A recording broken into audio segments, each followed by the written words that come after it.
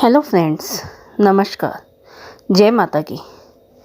मैं आपके साथ प्रदोष व्रत की कथा कहना चाहती हूँ। प्रत्येक मास के कृष्ण पक्ष और शुक्ल पक्ष की त्रयोदशी तिथि को प्रदोष व्रत किया जाता है। इस बार 27 नवंबर को कार्तिक मास के शुक्ल पक्ष त्रयोदशी तिथि को प्रदोष व्रत है। यह व्रत माता पार्वती और भगवान शिव जी को समर्पित है।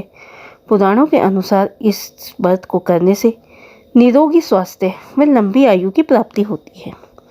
प्रदोष व्रत की कथा के अनुसार जिस बार को यह प्रदोष पड़ता है उसी बार की कथा कही जाती है।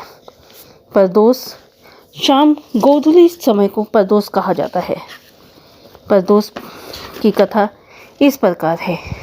शुक्रवार को श्वेत रंग की खीर खाद्य पदार्थों का सेवन करके प्रदोष व्रत रखा जा सकता है।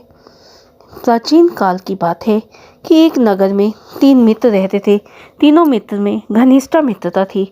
उनमें से एक राजकुमार था, दूसरा ब्राह्मण पुत्र था और तीसरा सेठ का पुत्र था। तीनों का विवाह हो चुका था, परंतु सेठ के पुत्र का गुणा नहीं हुआ था। एक दिन तीनों मित्र आपस में अपनी स्त्रियों की चर्चा कर रहे थे कि ब्राह्मण पुत्र ने कहा कि नारी के बिना घर तो भूतों का डेरा होता है। सेठ के पुत्र ने यह वचन सुन अपनी पत्नी को लाने का निश्चय कर लिया। सेठ का पुत्र अपने घर गया, माता पिता से बोला। माता पिता ने समझाया कि बेटा अभी शुक्र अस्त है, इस समय बहू को लाना ठीक नहीं होगा, परंतु वह नहीं माना। अपने ससुराल पहुंच गया। ससुराल में जिद करने लगा। जब उन्हें पता लगा तो उन्होंने कहा कि बेटा अभी शुक्र अस्त है, इस समय विदाई लेना अच्छी बात नहीं है, परंतु उसने नहीं माना। अपनी पत्नी को ले विदाई करवा चल पड़ा कि अभी गांव से बाहर ही निकला था कि बैलगाड़ी का पहिया टूट गया। बैलगाड़ी का पहिया टूटने से उसकी पत्नी को भी काफ़ी चोट लगी। सेठ के पुत्र ने आगे चलने का प्रयत्न जारी रखा कि आगे डाकुओं से भेंट हो गई और डाकुओं ने उसे घेर लिया, समस्त धन लूट लिया। रोते पीटने की तरह अपने घर पहुंचा। जाते ही उसे सांप ने काट लिया। उसके पिता ने वैद्य को बुलाया। उन्होंने देखा और यह घोषणा कर दी कि आपके पुत्र की आयु तो 3 वर्ष रह गई है, 3 दिन रह गई है। उसी समय यह घटना जब ब्राह्मण पुत्र को पता लगी तो वह सेठ के पास आया और सेठ को समझाने लगा। सेठ ने उसकी बात मान ली। बहू को और पुत्र को उसके ससुराल वापस लौटा दिया। ये सारी बाधाएं जब वह अपने ससुराल पहुंचा तो कम होने लगी और उसके पुत्र की स्वास्थ्य में सुधार होने लगा। और जब वह ठीक हो गया तो फिर अपने घर लौटा।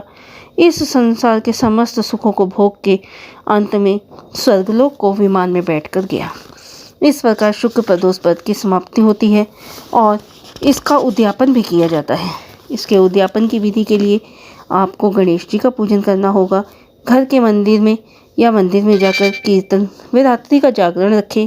प्रातःकाल होते ही स्नान दिए से नवृत्त हो रंगीन पद्म पुष्प रंगोली से मंडप बनाएं।